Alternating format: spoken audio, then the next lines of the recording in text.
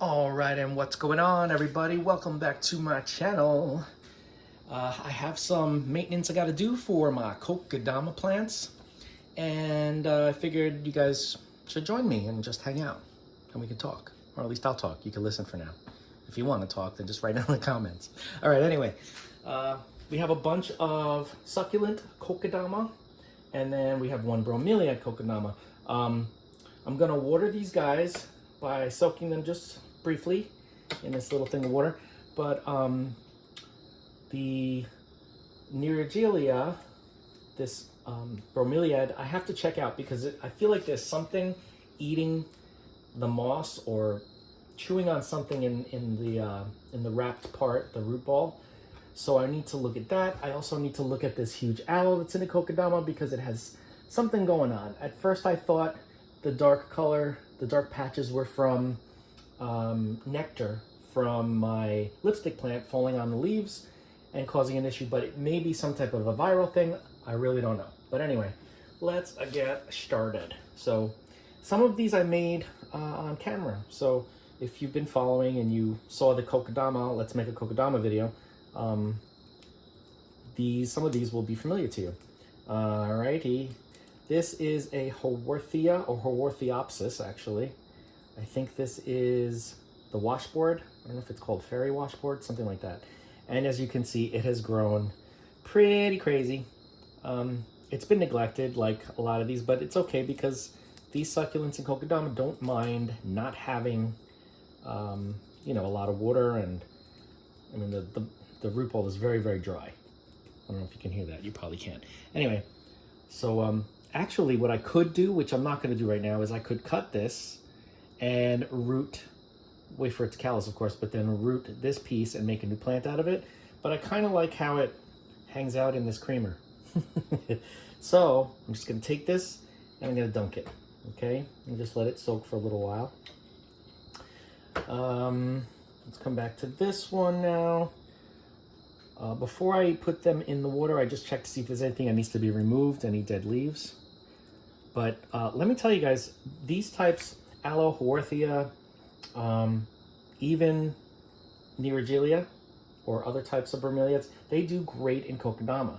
Anything that doesn't need a lot of moisture and a lot of attention, they do just fine in Kokedama. So these guys have been thriving. This leaf is a little bit dry, so it's not completely dry, but I'm going to remove it because I feel like we really don't need it. Oops, sorry, I hit the camera. Don't want to get you car sick or anything. All right, this leaf can come off too. This leaf here, anything that's discolored, I remove it now only because I don't know when the next time is I'm going to do maintenance on these guys because, you know, I kind of just let them do their thing and I forget about them for a while because they don't need a lot of attention, like I said. Okay, so this is another Haworthia. I actually have a tag for this. Haworthia Cassia. This one has a lot of dried leaves. Some of these dried leaves I can't remove easily, let's say, because the pups, some of the pups are very fragile. You can see like they're very, very weak. So I don't want to remove leaves that are going to make the little pup fall off unless it's already like disconnected. No, it's still connected. Because if it's disconnected, I'll just propagate it, make a new plant. One of the leaves fell off, which is interesting. I've never tried propagating Haworthia from leaves. Maybe I'll try that. I don't know if this is complete. I don't think it is. So that one's probably no good. But I do know Gasteria, related to these guys and related to aloe, they propagate from leaves, and I've done that, and I was very excited to do that. But I don't know, I haven't tried other plants that are in, you know, similar, closely related, let's put it that way. See, that's one thing I don't like about cleaning these guys because then they kind of shed their leaves and it's not what I want. Anyway, this is good enough for now. I'm just going to put this in to soak. Okay. Oops. Everything's falling all over the place. They're a little top heavy. I got to get glass containers for some of these because they become very top heavy succulents, especially Kokedama. So as you can see, when they're on a towel, which is not where they normally are, they kind of topple over. This is another Haworthia. This is an actual Haworthia, not a Haworthiopsis. Look at all these pups in here. We've got, this was the main plant. And we've got a pup here, a pup here, a pup here, one here. And I think that's it for now. But I'm not gonna remove these. I will wait to soak this when I got room, when I have room in there. But for now, I'll just show you what's going on. This is a hybrid. It's an Gasteralo. So it's a hybrid between a Gasteria and an aloe. And it's really, really cool. This color, this reddish color, was sun stressing and when it was dry, because I hadn't watered this. I still haven't watered this, actually. I thought I watered it, but it must have dried up quickly. But anyway, sun stress and drought causes this interesting red color. But you could see that the new growth comes in green with the spots. I also have a little pup rod here. This pup I'm gonna keep there. I love clusters of Gasteria and aloe and things like that because it just looks really cool and impressive. And I mean, I can remove this and propagate it. I just don't have the need right now, nor the room. Let's just be clear on that. So this will get watered after as well. This is an aloe you guys have seen if you've been watching. Again, this did not have a, I don't know if this is Sidewinder. This looks almost like Sidewinder. A bunch of pups here. 1, 2, 3, 4, 5, 6, 7, 8. And this is the mama right here, the big one. Oh no, this leaf fell off.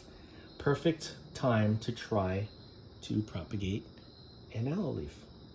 It has the sheath. They say that if you're gonna propagate aloe from leaves, it needs to have this ring. So hopefully, if it is possible, we'll be able to do with this one. The rest of this is fine. I think I had cleaned this one up relatively recently. So this one's okay. I will water this one after as well. Here's another aloe. I don't remember. I don't know if this is like Christmas sleigh or just plain old Christmas. But under highlight, the teeth get like a bright red. This has been in the shade, and you can tell because the new growth is coming in completely green, dark, like light green. So this one was probably, this one has been in shady conditions. Here's a leaf that I can pull off. It doesn't belong because it's all dry. All right. And if we're going to look for pups, we have, this is the main mama. We have this pup here, this one here, that one there, that one there, that one there, and this one here. Lots of pups. I used to think that being in a Kokedama, it prevented them from pupping, but obviously you can see they just continue. As long as some of the stem is bare, like where the roots meet the stem, it'll pup. But I did notice that it doesn't pup as quickly when it dries out too much. That'll get watered after. Oh, my bromeliad's falling. We'll go to this in a minute. This is an aloe vera, and it's showing the juvenile fan shape. But as you can see, this has been around for quite some time. This is the stem. So this is not a young aloe, but it's still presenting as one, which is weird. I don't know why. You can see there are roots coming out of the Kokedama, the root ball, and old roots here that had dried up. I'm not gonna cut the tips here because there's still some juice in these leaves, but I just think it's so cool looking. You don't see regular, you know, aloe vera, aloe barbardiensis, whatever you call it, chinensis, I'm not sure. But you don't usually see these guys with such a long stem. There's even an aerial root starting here, which is cool. But I really just kind of like the way this looks. I don't like how it sits in this because it doesn't stand up. Oh, unless I do that, but that's okay. It doesn't matter. Still, really, really cool that I can grow. You could tell it's been in this for a while because it takes a long time for them to get a stem like this. So this has been in the Kokedama for some time, but lack of water, lack of sufficient light, it has not grown or popped. So I may just start really giving this more attention so I can get more babies. But we'll see. We'll see what happens. All right, now let's go to, let me just move some of this stuff over here. Okay, so now let's look at this one. This is my Neregelia. And as you can see, it's almost like sawdust. It looks like sawdust. So it's almost like something is burrowing in here, and I don't know what it is. And I don't like that because I don't like things eating my plants. But I'm not really sure what is causing that. We do have some dried up leaves, which I'm going to remove, like so. And let's see what else. There was another one here, right here. There's a little one that needs to go out. I know I've shown you this before, and for any of you bromeliad lovers, I love doing this where you could kind of turn it upside down and dump out the water. I'll just show you a little bit. There's all the water. Luckily, I have my towel. I'll fill those up again. So yeah, you know, you fill up the cup, or not fill it up. I kind of do it maybe half to a third of the way up. And then once in a while, I will water this root ball, but because something is digging in here, I may need to water it a little bit more. So I'm gonna keep my eye on this one. But this is the only plant that's in a south-facing window compared to all the rest. These are all either north-facing window or a few feet away from LED light. But I love bromeliads. Look at this. This is just so cool. You can see this is the mama plant, and she's got 1, 2, 3 pups. Nothing new has developed, although I do see a bud down here. There's a little hidden bud. I don't know if you can see it. It's in there, which potentially will be another pup. If I peel back this old leaf, maybe it'll make it start to grow. See it right there? Anyway, these guys are so easy. Now, without sun, let's see a good example. This is more like what the leaf would look like. Kind of yellowish or whitish stripes throughout. But when it gets a direct sun or very bright light, it gets this beautiful red color. So this is in a south-facing window, but you can see the upper leaves are the ones that are getting most of the light. They're kind of shading out what's below, which is fine. Another thing I want to say is this mother plant has not bloomed, okay? She's still putting out leaves on the inside. I don't know if you can see in there. So usually what happens with bromeliads is once they bloom, that's when they send out pups. But I've noticed a lot of neoregelias and some other types, like maybe Bilbergia, or Bilbergia, I'm not sure how you pronounce it, but some neoregelias, they will start to pop when they kind of get to like a mature age, but before they bloom. So you can see that these pups are pretty big. Like these are, they say to be, in order to remove your pups, they should be at least a third of the size of the parent, the mother pup, not the mother pup, the mother plant. And these definitely are. But the interesting thing is this one has not yet bloomed. So I'm not gonna remove anything. They're all kind of helping each other because they're all part of the same. And I just really love how beautiful this cluster looks. I do want to figure out what's going on in here. I don't want to open up the root ball, the Kokedama. I don't want to because then I have to reseal it. So I'm probably going to soak it, maybe treat it, a little bit of alcohol or something, but I'm still not sold that there's not something going on down there. But beautiful. I love it. All right. So now the big monster in the back here. This one, this has been in a Kokedama for a while. And I don't know exactly how long, but you can see the roots have taken over. They're coming out all over the place. It looks like these roots may turn into pups because a lot of times the roots grow and they're really just runners and then they pop up and then they become a pup. Lots and lots of babies here. Obviously, mother plant here, but we've got 1, 2, 3, 4, 5, 6, 7. So that's a lot. Now the issue that I'm having is this brown stuff. Let me see if I can get a good shot of that for you guys. Let me find one that's pretty obvious, like this here. Can you see that brown right there? Let me get this out of the way. See that brown there?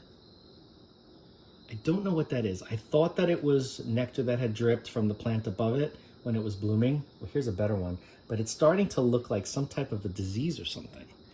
If you guys know what this is, any of you, please leave a comment. Let me know what you think it is. And then I will research what I need to do because I've never had this before. And I've had aloe for years, succulents, everything. But this is the only one that has this issue. So the babies don't even have it. The babies look healthy, see? All the leaves look good. at least most of the babies. This one is kind of dark here, but this could just be sun stressing because it does turn brownish purple. But those spots, I don't know what they are, and they kind of worry me a little bit. I'm not gonna lie to you. So I wanna make sure that Mama can hold on because these plants can live for a very long time. So yes, okay, so let me put this one back. These guys have soaked enough. They have plenty of water in here. You shake the excess out because sometimes I even wring it out, I squeeze like that, just so that there isn't too much to cause rot. Done. This one here, squeeze it a little bit. Okay, we'll take this out, put this back in the creamer, and this one's done. You can see it's getting, you can see it's getting top heavy with this one piece. So I'm really getting close to thinking I want to cut it, but still I'm holding off. This one here, this one has absorbed a lot already. This Haworthia. Put this one back in. Lost another leaf. Haworthias love to drop their leaves, and I don't know. I don't like that. Right. Here is this one. It's really pretty. Gastorello. With the roots, put the soak in here for a little bit, and we'll put this one in with it. This is the Haworthia. Okay, guys, be good to each other. And this is the, I think this is Sidewinder. It looks like Sidewinder, but again, I'm not entirely sure. They look very similar, a lot of them. Okay, so this one will go in here and get some water too. Last ones will be these two, and I may just pour a little bit of water into their containers. We will see. But anyway, yeah. I'm telling you, Kokedama make growing succulents, especially the types you see here, aloe, Haworthia, even Gasteria, the hybrids between them, Gastorello, Alworthia, all those sort of things. I think that's what this is. I think this is an Alworthia, which is a hybrid between a Haworthia and an aloe. They call this, what is it? Something gem, I can never remember, but it gets like a bronze color when it gets direct light, direct sun. Let's see if I can remove that. There we go. So yeah, and these guys pup like nuts. I mean, this is nothing. This is only 3, which is like 2 coming from the mom, but they pup like crazy. But yeah, it's such an easy way to grow these plants. I know for many years, like years ago, I used to grow my succulents in soil. A lot of times the soil they came in, or even if I transplanted them to my own soil, soil never worked for me, at least not long term. For a while, it would be okay. But the minute that you forget to water them, a lot of those roots die, and then you do water them because they're showing signs of dehydration, those dead roots will begin to rot if they're wet for too long, and that causes the whole root rot situation. With Kokedama, because these guys are surrounded by air, the root ball is surrounded by air, there's either soil, the soil they came in, like the root ball holds onto the soil, and then I wrap them, or I clean off all the soil and I just put some moss and wrap that. But it works because the air can circulate around the root ball. So there is an exchange of air. It's not too much of an anaerobic situation where the fungus will take over. So I find it so much easier to grow these plants in Kokedama. I don't only grow my succulents in Kokedama, but a lot of them I do, as you can see. All right, let's see if we're done here. This one's pretty good. I'll put this one back here, think. And this one is definitely done. I will put this in here. I love this little pup. It's so cool looking. And last but not least is the Haworthia, which is holding on to a lot of water. So I'm going to wring it out a little bit just so that we get some air in there as well. Okay, this will go back in its little cup. And now let's just water these guys. I got to clean this glass. Look at that. That's horrible. I don't know what that's from, because I don't think it's from this, because the water's never been that high. I must have had something in here like water rooting. But just a little bit is all you need if you're going to water them in their containers. Just a little bit of water. You don't need a lot. And then last but not least, we'll water this one. Just a little bit of water. A little more is fine. Okay. And we put this puppy back in. And there we go.